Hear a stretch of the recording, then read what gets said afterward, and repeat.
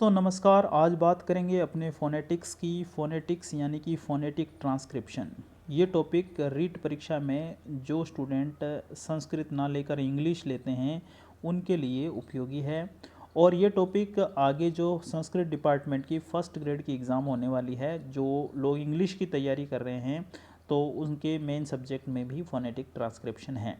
ये phonetic transcription के द्वारा हम किसी भी शब्द का फ़ोनेटिक ट्रांसक्रिप्शन सीखते हैं और उच्चारण सीखते हैं। हम फ़ोनेटिक ट्रांसक्रिप्शन को 3 वीडियो में कंप्लीट करेंगे। ये पार्ट फर्स्ट है, 3 पार्ट में इसको कंप्लीट करेंगे। पार्ट फर्स्ट की जो बात करें तो इसमें हमें आपको कुछ बेसिक चीज़ें बता रहा हूँ फ़ोनेटिक ट्रांसक्रिप्शन से संबंधित। आइए जानते हैं कि फ़ोनेटिक ट्रांसक्रिप्शन होता क्या है और इसके बारे में कुछ बेसिक नॉलेज। दोस्तों, वैसे तो फ़ोनेटिक ट्रांसक्रिप्शन को हिंदी में अगर अपने परिभाषित करने की कोशिश करें तो ये होगा शब्दों को ध्वनियों के संकेतों में लिखकर प्रकट करने की विधि। क्या? शब्दों को ध्वनियों के संकेतों में लिखकर प्रकट करने की विधि फ़ोनेटिक ट्रांसक्रिप्शन कहलाती है। और अगर हम इंग्लिश में बात करें तो the device to indicate how the words of the English language are pronounced, यानी कि ऐसी डिवाइस जो यह इंडिकेट करे कि अंग्रेजी भाषा के शब्दों को कैसे प्रोनाउंसिएशन किया जाता है, कैसे प्रोनाउंस्ड किया जाता है, नोन एज फोनेटिक ट्रांसक्रिप्शन। यानी कि ऐसी कोई डिवाइस जो शब्द अंग्रेजी भाषा के जो शब्द हैं उनके उच्चारण करने का तरीका बताती है कि उच्चारण कैसे किया जाए किसी शब्द का, उस डिवाइस को ही फोनेटिक ट्रांसक्रिप्शन कहा जाता है। तो दोस्तों, प्रोनंसिएशन होता है ना कि प्रनाउंसिएशन। कुछ लोग प्रनाउंसिएशन बोलते हैं उच्चारण को, जबकि होता है प्रोनंसिएशन। तो आपको याद रखना है प्रोनंसिएशन है ना कि प्रोनाउंसिएशन। नेक्स्ट लाइन में देखिए, in phonetic transcription one symbol is used for one sound. जैसे अंग्रेजी में अगर हम बात करें तो 26 लेटर्स होते हैं, 26 अक्षर होते हैं, लेकिन फोनेटिक ट्रांसक्रिप्शन में सिंबल मेन जो है वो इम्पोर्टेंस रखता है। तो ये सिंबल जो होते हैं, ये सिंबल कितने हैं आगे बात करने वाले हैं अपने, लेकिन एक सिंबल जो है वो एक साउंड के लिए होता है। तो in phonetic transcription one symbol is used for one sound. आगे बात करें तो the phonetic symbol are also called phonemes. इनको जो फोनेटिक सिंबल होते हैं इनको फोनेनिम्स भी कहा जाता है। और दोस्तों, जो फोनेटिक सिंबल जो होता है रिटन बिटवीन स्लेटिंग बार्स, ये जो दो डंडे लगे हैं इसको स्लेटिंग बार्स कहा जाता है। अगर अपने किसी वर्ड का फोनेटिक ट्रांसक्रिप्शन करते हैं तो इसको स्लेटिंग बार में लिखा जाता है। अगर स्लेटिंग बार में नहीं लिखते तो भी गलत हो जाता है वो। इसलिए फोनेटिक सिंबल जब आप किसी शब्द का फोनेटिक ट्रांसक्रिप्शन करो तो उसको स्लेटिंग बार के अंदर रखना चाहिए। आगे बात करते हैं दोस्तों। कुछ एक शब्दावली की बात करनी पड़ेगी अपने को यहाँ फोनेटिक ट्रांसक्रिप्शन सीखने से पहले। कुछ एक इम्पोर्टेंट शब्दावली का भी ध्यान रखना पड़ेगा।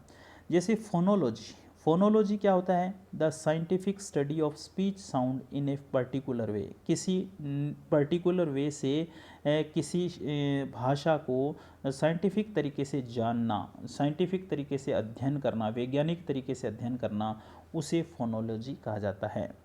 दोस्तों, एक होता है इटियोमोलॉजी। इटियोमोलॉजी का अर्थ क्या होता है? इटियोमन का अर्थ होता है, etymon means the origin of word, यानी कि शब्दों की उत्पत्ति। इटियोमन का अर्थ होता है शब्दों की उत्पत्ति यानी कि ओरिजिन ऑफ वर्ड। और etymology is the study of the history of words. किसी भी शब्द का इतिहास जानना उसको इटियोमोलॉजी कहा जाता है। किसी भी शब्द की उत्पत्ति कैसे हुई, क्या इतिहास है उस शब्द का, इसको जानना इटियोमोलॉजी कहा जाता है।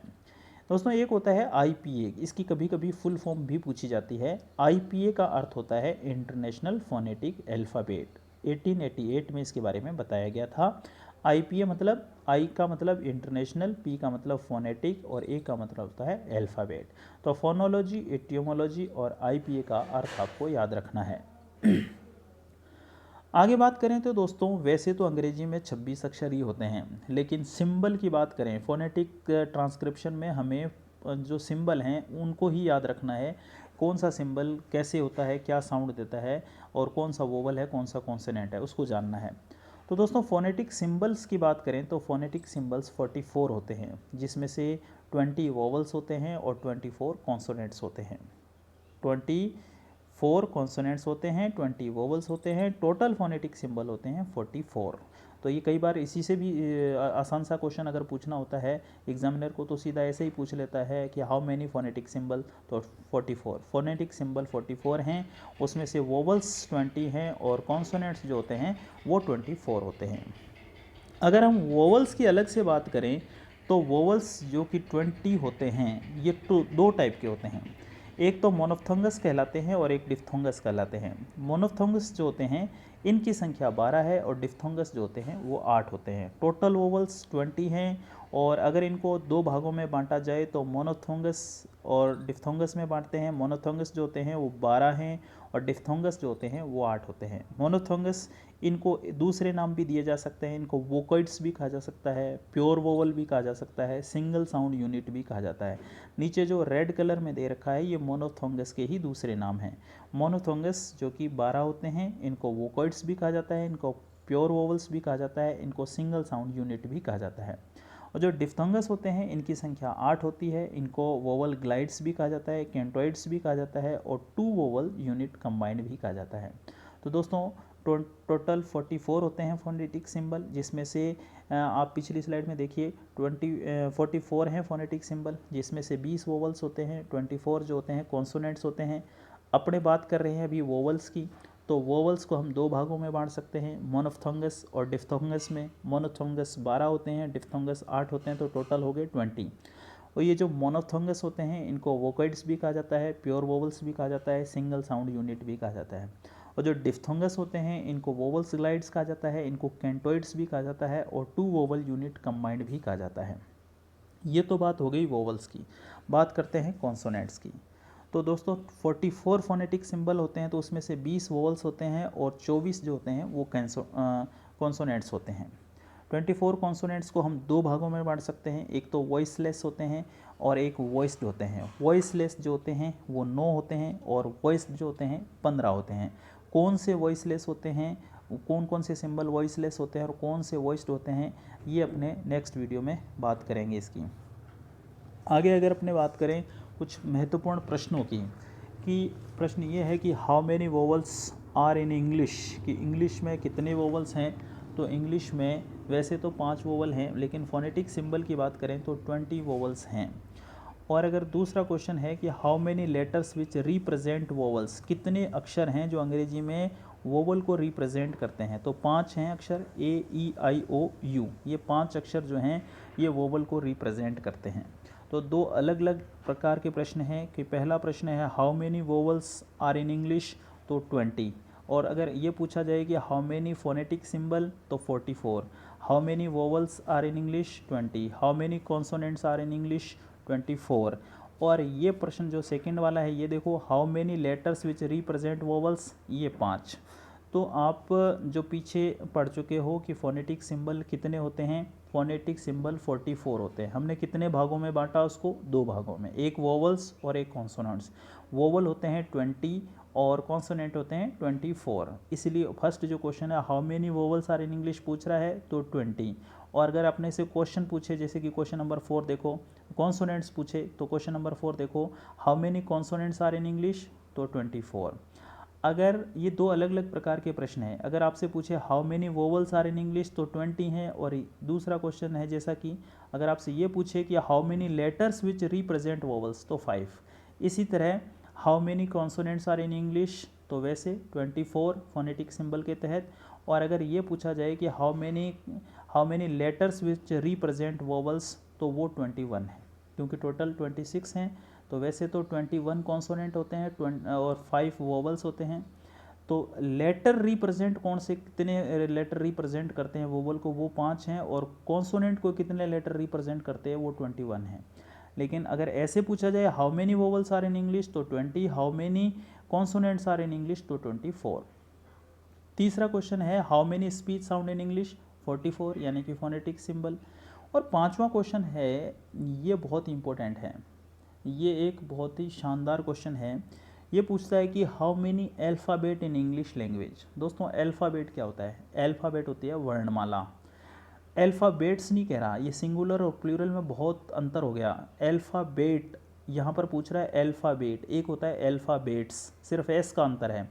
अल्फ़ाबेट तो होती है वर्णमाला और अल्फ़ाबेट्स होती हैं भाषाएं, लैंग्वेज को अल्फ़ाबेट्स कहा जाता है। यहाँ पर पूछ रहा है कि अंग्रेजी भाषा में how many alphabet in English language, अंग्रेजी भाषा में कितनी वर्णमालाएं हैं। तो दोस्तों कोई सी भी भाषा हो, सब भाषाओं में एक ही वर्णमाला होती है, तो इसलिए यहाँ पर आंसर है फर्स्ट। सिर्फ इंग्लिश ही नहीं, संस्कृत, उर्दू, हिंदी, जो भी कोई सी भी भाषा होगी वर्णमाला सबकी एक ही होती है, अलग अलग मतलब वैसे, लेकिन वर्णमाला जो होगी वो किसी भी भाषा की एक ही होती है। इसलिए हाउ मेनी अल्फ़ाबेट पूछता है तो इसका मतलब वो वर्णमाला की बात कर रहा है। तो इंग्लिश में कितनी वर्णमाला हैं, वर्णमाला एक ही है। हिंदी की भी एक वर्णमाला होती है, संस्कृत की भी एक वर्णमाला है, इसी तरह इंग्लिश की भी एक वर्णमाला होती है। यहाँ पर अक्षर नहीं पूछ रहा, अगर ये पूछता how many letters in English तो 26 होते। ये अल्फ़ाबेट पूछ रहा है, लेटर्स नहीं पूछ रहा। अगर आपसे ये पूछता how many letters in English तो 26, ये पूछ रहा how many alphabet in English तो 1। पूछा जाए how many consonants are in English तो 24, लेकिन क्वेश्चन ऐसे हो कि how many letters which represent consonants तो 21। ये पूछा जाए how many speech sound in English 44। ये पूछा जाए how many phonetic symbol 44। How many letters which represent vowels 5। How many vowels are in English 20। तो ये कुछ एक महत्वपूर्ण प्रश्न थे फोनेटिक सिंबल का, ये हमने फर्स्ट पार्ट जाना है और कुछ एक इम्पोर्टेंट चीज़ों को जाना है। आगे नेक्स्ट वीडियो में हम पार्ट सेकंड में बात करेंगे विस्तार से कॉन्सोनेंट्स की भी, और बात करेंगे विस्तार से वोवल्स की भी, और बात करेंगे टोटल फोनेटिक सिंबल की, कि टोटल फोनेटिक सिंबल होते हैं, किस अक्षर के लिए कैसा सिंबल होता है, ये नेक्स्ट वीडियो में बात करेंगे। और उसके बाद का जो वीडियो होगा उसमें अपने इसका यूज़ करना भी पढ़ेंगे। ये कुछ इम्पोर्टेंट शब्दावली है, इसको आप याद रखें, और ये फोनेटिक्स ट्रांसक्रिप्शन के बारे में बेसिक जानकारी है, इसको याद रखें। तो दोस्तों ये फोनेटिक्स का यानी कि फोनेटिक ट्रांसक्रिप्शन का पार्ट फर्स्ट है। नेक्स्ट 2 वीडियो में अपने पार्ट सेकंड और पार्ट थर्ड में इसको कंप्लीट करेंगे। वीडियो अच्छा लगे तो अपने दोस्तों में इसको शेयर कीजिए, चैनल को सब्सक्राइब कीजिए। थैंक्स।